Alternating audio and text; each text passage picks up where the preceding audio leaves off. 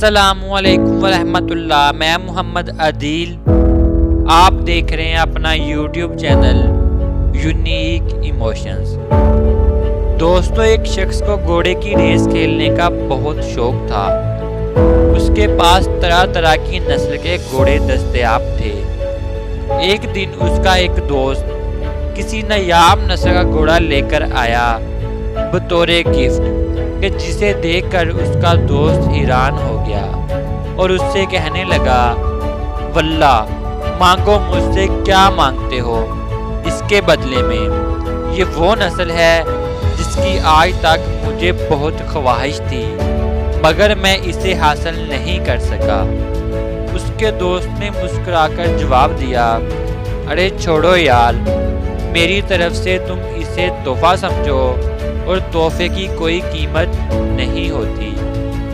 وہ شخص اس گھوڑے کو لے کر گھر آ گیا اور اسے اپنے بچوں کی طرح پالنا شروع کر دیا۔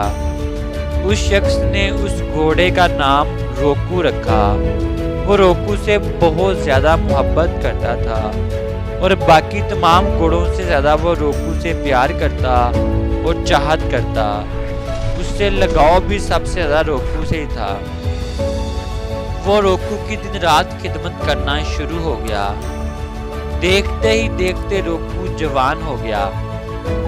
اب جب روکو جوان ہوا تو اس نے سوچا کہ میں اس کو ریس کی ٹریننگ دیتا ہوں۔ وہ روکو کو ریس کی ٹریننگ دینے کے لیے ایک دن کھلے میدان میں لے گیا۔ اس نے روکو سے کہا، بھاگو۔ روکو کو بھگانے کی کوشش میں لگ گیا مگر روکو جیسا تھا ویسا ہی رہا۔ وہ نہیں بھاگ رہا تھا، وہ ایک ہی جگہ پہ کھڑا، اسی ہی جگہ پہ کھڑا رہا۔ وہ چلتا تو آرام آرام سے۔ روکو کا یہ رویہ اس آدمی کے لیے گہرے صدمے کا باعث بنا۔ وہ بہت زیادہ پریشان ہو گیا۔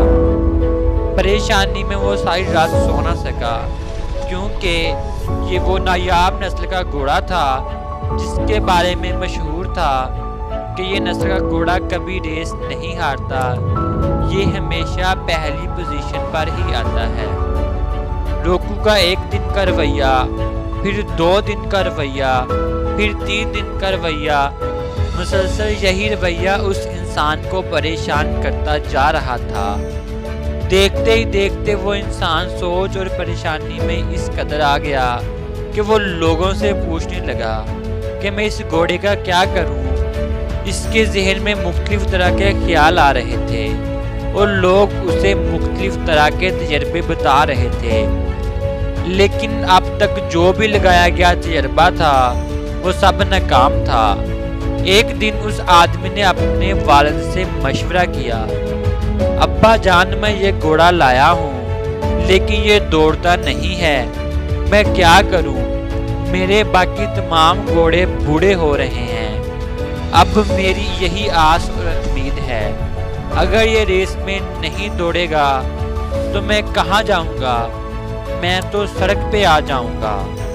اس کے باپ نے کہا، مجھے ایک رات کا وقت دو، میں صبح تمہیں سوچ کر بتاؤں گا۔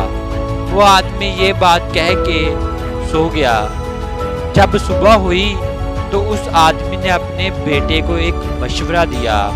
اس کے باپ نے کہا، بیٹا اس کو پورا دن بھوکا رکھو اور جب شام کا وقت آئے تو ایک گھوڑے کی دم کے پیچھے تھوڑی سی گھاس باندھ دینا، تمہارا گھوڑا خود بخود دوڑنا شروع کر دے گا۔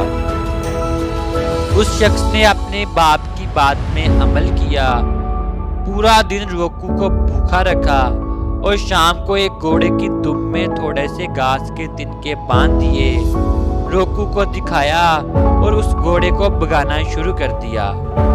روکو دیکھتے ہی دیکھتے اتنا تیز بھاگا کہ اس نے سارے گھاس کے تنکے اس گھوڑے کے پیچھے سے اتار کے کھا لیے۔ اس شخص کو اب یقین ہو گیا تھا کہ واقعی ضرورت سے زیادہ جب ہمیں آسائشیں مل جاتی ہیں تو پھر ہمارا حال روکو کی طرح ہوتا ہے۔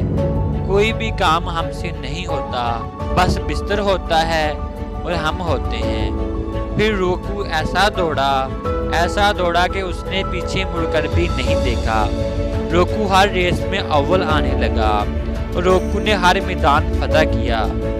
دوستو ہماری زندگی بھی اس روکو کی طرح ہی ہے۔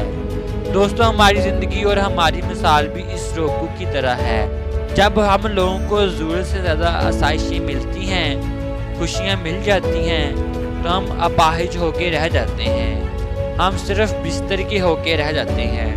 جب ہمارے پاس کھانے کے لیے ہوتا ہے تو ہمارا دل نہیں کرتا کہ ہم باہر جا کے کمائیں، لیکن جب ہمارے پاس کھانے کے لیے کچھ بھی نہیں ہوتا تو پھر ہم آخری حد تک زور لگا دیتے ہیں کچھ کمانے کے لیے، کچھ کھانے کے لیے اور کچھ کرنے کے لیے۔ تو دوستو کیسی لگی آپ کو یہ موٹیویشن ویڈیو؟ امید کرتا ہوں کہ آپ تھوڑے بہت لازمی موٹیویٹ ہوئے ہوں گے۔ تو دوستو اپنا بہت سارا خیال رکھیے گا اور اپنے اس یوٹیوب چینل کا بھی۔ پھر ملیں گے ایک نئی ویڈیو کے ساتھ، تب تک کے لیے اللہ حافظ۔